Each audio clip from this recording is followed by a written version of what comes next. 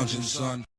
Welcome back to the Comic Lounge. My name is Ryan, and today I'm going to be going through one of my all-time favorite issues in comics, probably my favorite Swamp Thing issue by Alan Moore, Stephen Bissette, and John Tottleben. And you'll notice this came out in '85, and if you look closely on the cover, you'll notice something is missing. It's missing the Comics Code Authority, which most comic books published by DC at this time had on the cover. This is, as my co-host on the podcast, Dylan, called it, the plant sex issue.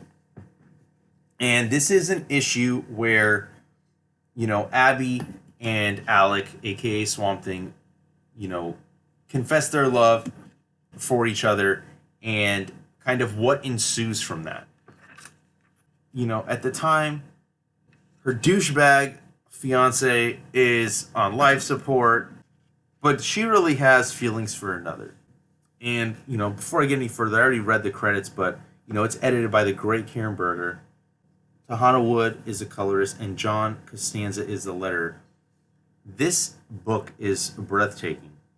That's all I can describe it as. One of the greatest runs in mainstream comic books is the Alan Moore, Bissette, Tottleben, Rick, and you throw in Rick Veitch in there too. Their run on Swamp Thing it's critically acclaimed. I have the absolute editions, but for specific issues, because they recolored it, and it's not to throw shade at the coloring that Steve Olive did, but I had to have this in its original form. I had to have the original coloring on the newsprint, not reproduced in a trade, where the colors are a little bit brighter, like I've said on other episodes, because it's on a brighter white paper. Like you can see a little bit of the yellowing in this. The detail that goes into this specific issue is such a highlight to me of this run. Like you have Abby and Alec, they're chilling in the swamp. It's spring, so she picks the flower off of him, puts it in her hair, and she even says, she likes him best in spring. She's going over in her head how much she is having conflicting feelings. She's in love with somebody, but she doesn't know how to say it. And he's giving her the advice, well, you can't be a widower forever. Is there someone you love? She's telling him, yeah, there is somebody. And he's he said, why don't you tell them? Right here, she's saying, that's what I'm trying to tell. That's what I'm trying to do. And you have this fucking close up of his face, and the shine in his eye when he realizes it, and he's like, oh, you mean me? And she's, of course, who else would it be? And throughout this run, she's always had a special connection with him. The opening arc that they did, with them experimenting on Alec, and she thought he was dead, and so this series had been leading up to this issue, and let me tell you something. This is unexpected when I first read it as a kid. I was born in '87, but this was one of the first books. I got the trade, and it was branded DC Vertigo. It wasn't even just DC, so I would consider this my first Vertigo book. But I remember being blown away, dude, when I read this comic, and it's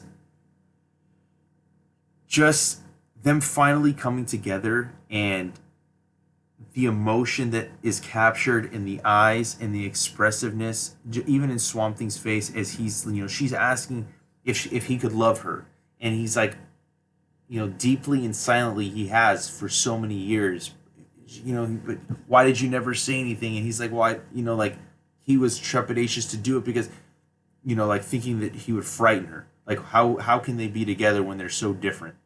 And they share an embrace and they kiss. And, I like that, she says it's like lime, but not as sharp. Do you like lime? It's her favorite. And they go for a walk.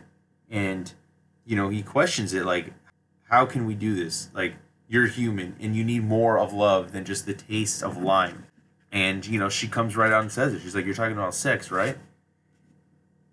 And she's, to her, it's more than just like the physical, it's the emotional. And he said, but there has to be some sort of communion. So he has her wait there, walks into the water, and this fruit grows from his body. And earlier in the series, we see that, you know, the fruit that he produces can cause a psychological trip, right? A psychedelic trip. And he hands it to her. And he says, "What do you want me to do? You want me to eat it?" And he's like, "Yeah." Does it repel you, the idea of eating it? And it's just the symbolism for, you know, this, what she's doing to connect with him on a deeper level. The symbolism of, you know, what we see moving forward, like having that emotional connection, the, you know, even the sexual connection that they have through her eating this fruit and connecting with him. You know, you see the art start to change, and then she's, you know, seeing what he sees, what he can see when he chooses to. And fucking, I mean, just this, Bissette Tottleben, dude, like, masters, absolute masters what they do with this issue, playing with this. And then you turn the comic book, and then now you're reading it this way. And as she's experiencing this and talking to him and feeling, you know, like what he feels and the connection that she feels to all life, and like how she's connected to him, and, you know, them becoming one entity. I challenge anybody to find another comic book quite like this. I challenge you to find another mainstream comic book that can evoke this kind of reaction to a reader. Because, like, I've never experienced anything the way I've experienced this. Talking about, you know, the tide of emeralds engulf her. She's falling into him. Like, so he's talking while she's talking. I mean, like, they're both talking at the same time, and really completely becoming one. And all that there is in us. Just, I mean, and it's like so poetic. The writing, the art. I mean, just like everything together really gives you an experience that, like, how do you even convey it? Like, I don't even know how to, like, properly explain, like, what we're seeing on the page to convey, like, unless you read it yourself. This is a comic book that has to be experienced. You can't just, I could never do it justice by telling you what I'm seeing or what I'm reading. Like, it really is the perfect marriage of the writing and the art to create something extremely special. And, you know, kind of like even talking about, like, you know, the pulse quickening, strands tightened, draw taut, clenched glove and stomach. Like, as she's about to, like, you know, civilizing, like, reaching, like, you know, climax. Dude, like, this is just, it's crazy. And then she fucking comes out of it. And you can see, like, by the end that they've experienced something together that is on a deeper level than just having sex with somebody. And then she even asked, "Does this mean we're going out?" And again, you know, like, what a great ending page. You know, we see Swampy with Abby, his true love, and, you know, the half-eaten fruit sitting off on the side. And next up is the Nuke Face Papers, another famous story arc in this fabled run. You know, I kind of glanced at some of these letters and, like, just like the praise that they're getting back here. It's something else, you know.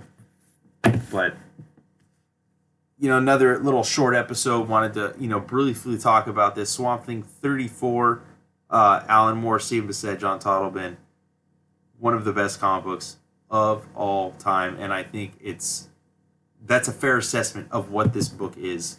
I mean, I've gone over. We did an episode. We talked about, you know, book one of this run. I did an episode on the Len Wein, Bernie Wrightson, one of those issues. There's gonna be a lot more Swamp Thing coverage on here. Probably, you know, eventually go through those absolute editions, show off what comes in those. Hope you guys enjoyed this. And if you're not already following us, follow us on Facebook, Twitter, and Instagram at The Comic Lounge. Throw your comments or suggestions down below, or email us thecomicloungepod@gmail.com. Like, follow, and subscribe, and hit that bell icon so you're notified every time a new video goes up. And on that note, I'm out.